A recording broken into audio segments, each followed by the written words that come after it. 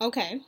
So now that you've had a brief moment to reflect on those people that you feel are the most influential in the way that you have decided to set your goals in your life, we'll talk about what clean slate conditioning is. Okay. So I made myself some notes this time around. We spend a large part of our lives chasing after ideals, concepts, and people that we have allowed to become our end game. Okay? So I want you to really think about what that means. We've allowed these people, these ideas, these concepts to become our end game. So at the end of the day, we only want these things, these people. Okay? We have an idea that we feel like is our end game. We have concepts that we've allowed to come from things that we've seen other people do in life. We've allowed the way that the people that we've observed and admired in our lives shape some of the conditioning that, is important to our being, the fabric of our being. And because we've allowed them so much power and position in our lives, we oftentimes lose sight of how powerful we are, how powerful our mind is. And some people never even learn that you can retrain the way your mind thinks. You can retrain your brain. And that is very essential to learning to set goals that are attainable. It's essential to learning to stick with anything. And I think essentially that is the one piece that's missing in the puzzle when people fall off their resolution path, okay? When they fall off their goal path because they don't have, objectives that lead up to that end stage goal. And those goals are not as realistic as they should be, okay? Also, we may have a time frame in our mind, but it never is communicated, not even to the external element of self. And I think that's really, really important. Whenever we create goals for ourselves, vision boards for ourselves, we should write these things down. That's the purpose of them being a board, right? That's the purpose of us creating these goals. We should write those goals down, and then we should go back and we should do some critical thinking about, okay, so how are we going to get there? Okay, and then if only but three, okay, come up with objectives that are going to allow you to get there. Okay, and these have to be measurable objectives. So how do I know that I've accomplished this objective? What will life look like for me once I've done this first thing? I'm going to know because I'm going to look differently. I'm going to think differently, kind of like on a minor scale, but essentially I'm going to think differently. And because I think differently, I'm going to move in a different way. Even if it's minor, minute change is still change. We're moving up to that larger goal, okay? So these very small objectives are getting us there, okay? So that's one, and it's also a step in cleaning our slate. Your mind and your spirit encompasses all elements of contact between all relationships, whether it's a work relationship, an intimate partner relationship, a familial relationship, whatever type of relationship it is. Your mind, your body, and your spirit houses all of the energy from these relationships, okay? The way that your body responds to these relationships is what really matters. Okay? And this is why we have to clean our slate. Whenever we are planning to do something differently, we have to go and we do a thorough review of ourselves. And we do a thorough review of all of the people who are in our lives, because the people who are in our lives are reflective of who we are as individuals. Okay?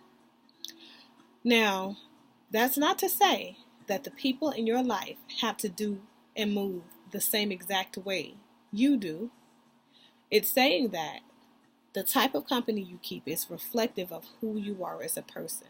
And that could mean several different things. Okay? So I would suggest that you go over and explore that through self-discovery with a life coach, qualified life coach, certified life coach, whatever you prefer, or a psychotherapist, counseling professional. But they can delve more into that. Each one of us is qualified to help you through the self-discovery piece, and also to finding answers about yourself on a personal level that leads to your being able to set goals and objectives for yourself that are definitely attainable. Okay, so when we have this energy and these people that are in our lives that we are making an attempt to analyze, to what extent they're influencing us in our conditioning, we have to be extremely honest in doing so, because this is going to be a pivotal step in cleaning the slate.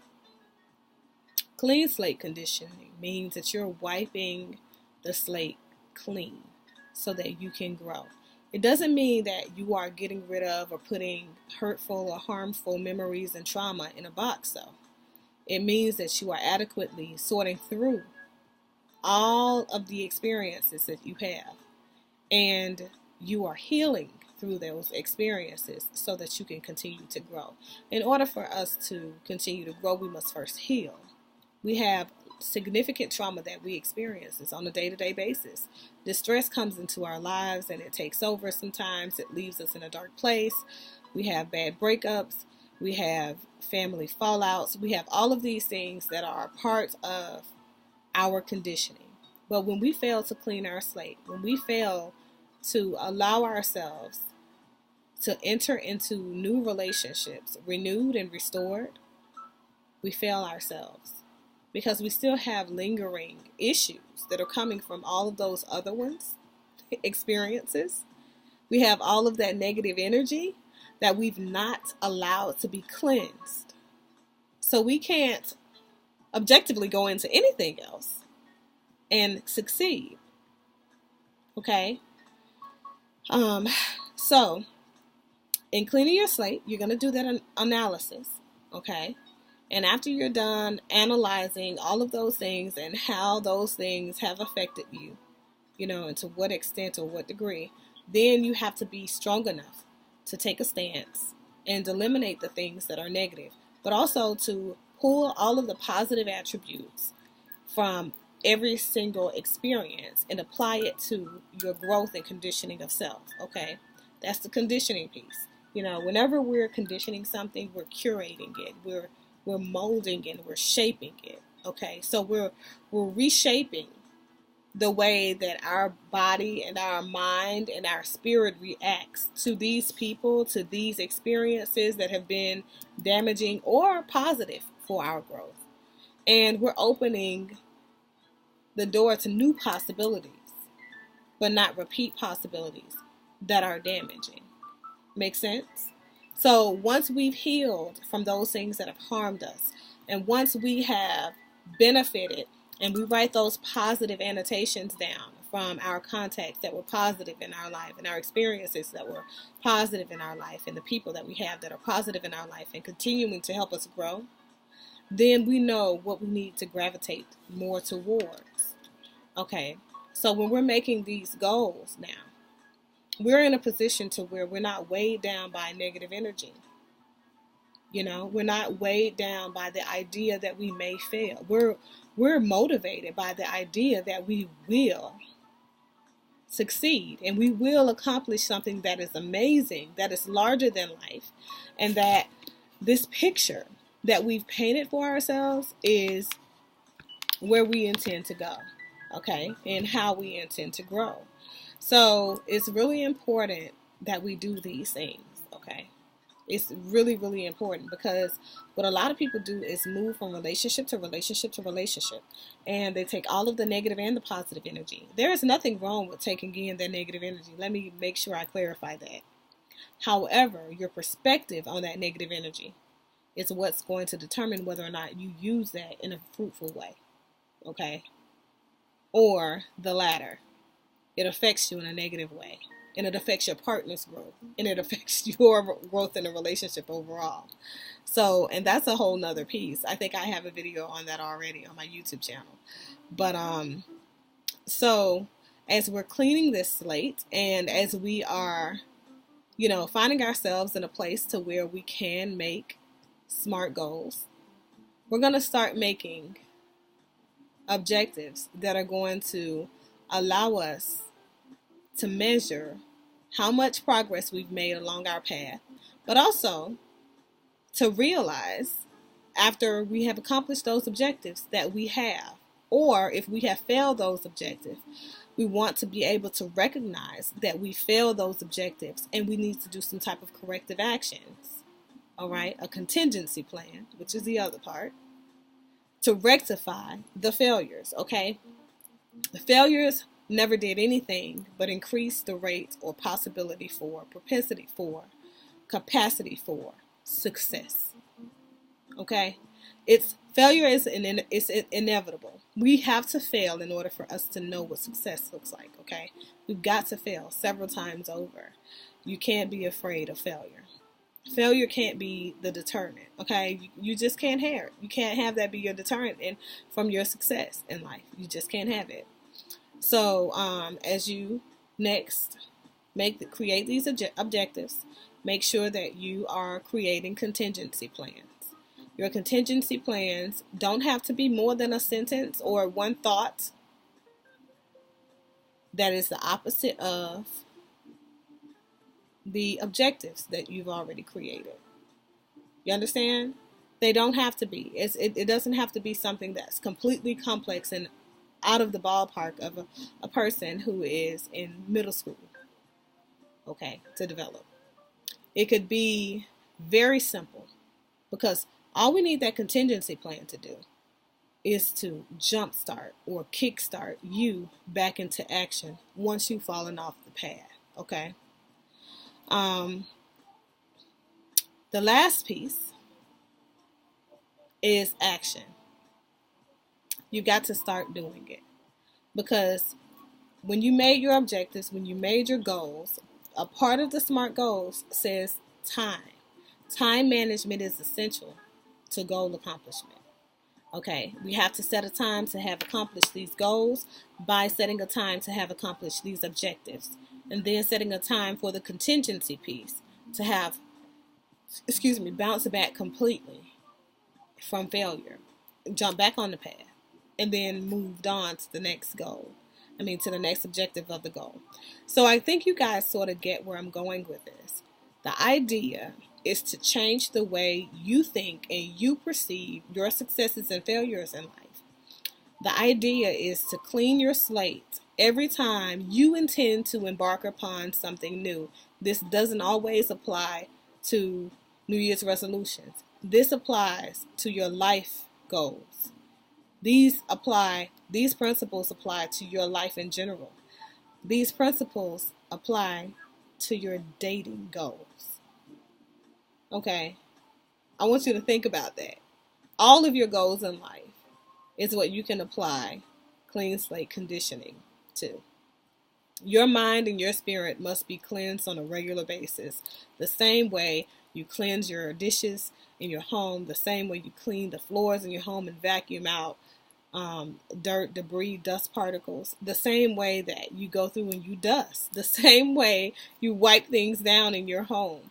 Your brain and your mind and your spirit, that whole mentality, okay, your entire aura has to be cleansed after each relational dealing, during each relational dealing. I recommend weekly cleansing, okay? Because essentially that is the best way to make sure that you achieve maximum growth in life. I am here 100% to make sure that we as individuals remove the stigma associated with mental, behavioral, and emotional well-being and maintenance. That piece is essential, the maintenance piece. just because you are currently not having a problem doesn't mean that you don't need to be seeing someone or talking to someone. Just because you are not currently in a crisis doesn't mean that you don't need the services of a helping professional in the field of psychology or like coaching or psychotherapy or counseling. What it means is quite the contrary. You need to be balancing out yourself, just like you do your regular medical, biological medical needs, and you perceive them to be important. You should also think the same about your mental, emotional, and behavioral health needs, okay? You should always manage that piece and make sure that everything is going well, and make sure that you have all the tools that you need to move through life, without the complications and the stagnation. So I hope that this video has been empowering to you. I hope it's been inspiring to you, and I really hope I didn't bore you out much, because I know I can sometimes be long-winded. So that covers my segment on clean slate conditioning. I hope that you guys have an amazing start to your year, and I really hope this helps you kickstart it. When things start to go wrong, do not forget to pick up the phone. That's pretty much all I've got, you guys. Have an amazing January. Happy New Year.